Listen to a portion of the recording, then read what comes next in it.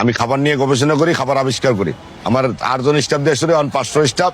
প্রথম বিফ হান্ডি বাংলাদেশ আমার হাতে, পেশোয়ারি বিফ হান্ডি 60 রকম, 70 রকম, 100, 150, 200 পদের মশলা।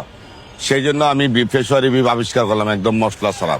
এই বিফ হান্ডির রেসিপি এখন আপনাদেরকে দেখাবো, বিফ হান্ডি কিভাবে তৈরি করা হয়।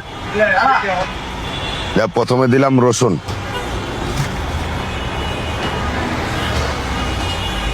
এটা দিলাম আস্তা মরিচ,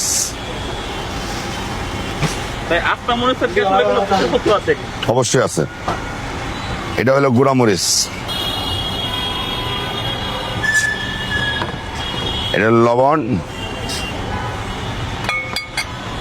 এটা হলো জিরার ফাঁকি,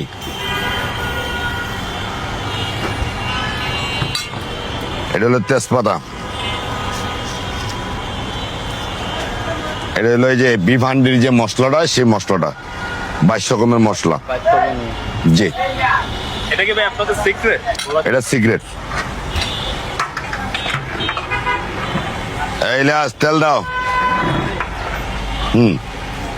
এই যে কাশ্মীরি মরিচ, এই যে কাশ্মীরি, আর দিও না, দুটোই দাও। না, তখন ভাই কাশ্মীরি মরিচ দেওয়ার আসলে কারণটা কি? কাশ্মীরি দেওয়া মরিচ দেওয়ার মাংসর যে পরিমাণ, এই পরিমাণ মতো তো আমি গুঁড়া মরিচটা দিচ্ছি না, আস্তা মরিচটা দিচ্ছি। আস্তা মরিচ তো তার কালার আসে না, এই কালারের জন্য কাশ্মীরি মরিচটা ইউজ করা হয়, কোনো রং, কোনো ফ্লেভার ইউজ করা হয় না। আপনারা জানেন যে আমি 2020 সাল থেকে বিফ হান্ডি শুরু করছি, ইনশাল্লাহ এখন 2025 সাল চলে আমি নিজে খাবার আবিষ্কার করি।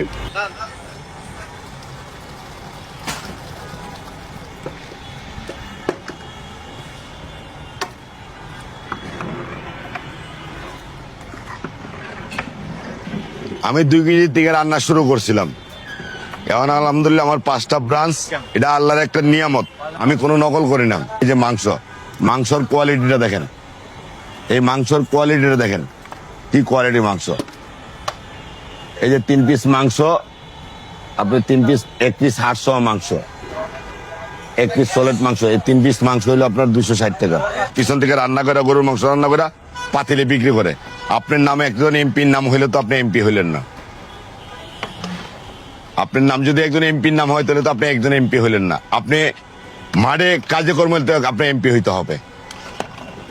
সেটাই আমি একজন বাবুসি হিসাবে বলি, আমি 30 বছর ধরে এই লাইনে কাজ করি।